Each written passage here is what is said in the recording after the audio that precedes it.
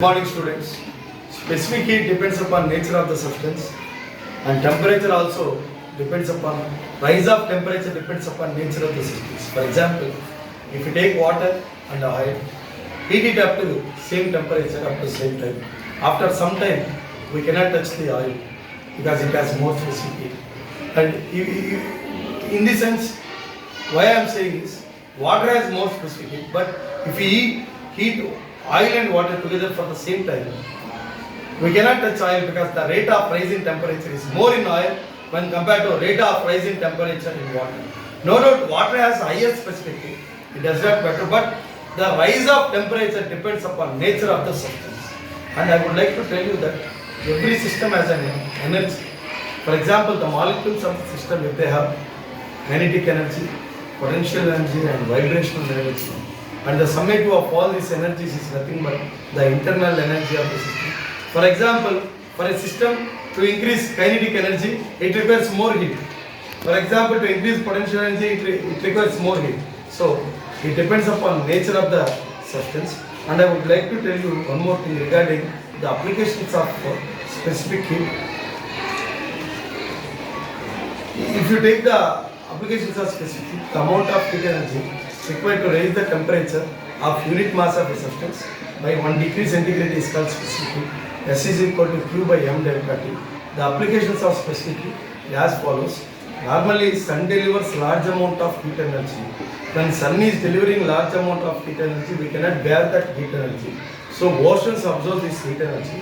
We can say one point, oceans play an important role in balancing the temperature at the Earth's surface. So oceans acts as the storehouses of heat. And if you go at the equator we have more temperatures, and oceans balance the temperature, and oceans balance the heat energy. Oceans transfer the heat energy towards the poles. We have North Pole and South Pole, and oceans transfer the heat energy to the North Pole and South Pole. Hence we conclude that oceans are the storehouses of heat energy. What might have happened if you don't have oceans means it's really a question mark, because if there are no oceans, then water will not be get evaporated. If water will not get evaporated, we cannot balance the temperature, we cannot balance the climate. So everything is balanced because of oceans, and no doubt that this is one of the best applications of specific heat capacity. And one more application is watermelon.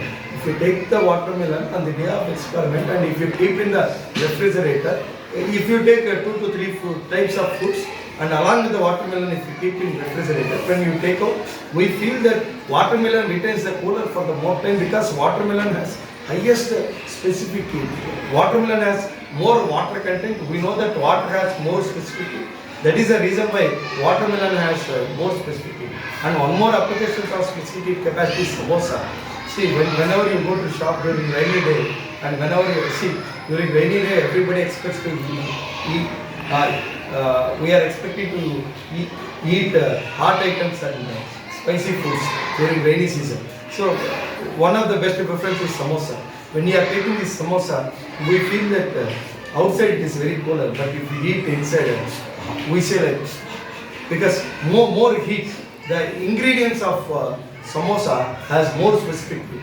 That is the reason why outside samosa it seems to be cooler, but inside it is very hot. The reason is the ingredients has highest quantity of specific heat. Hence above 3 examples, above 3 applications are very important applications of specific heat capacity. This is one of the important questions, has been asked 4 times in summative examinations and 3 times in public examinations.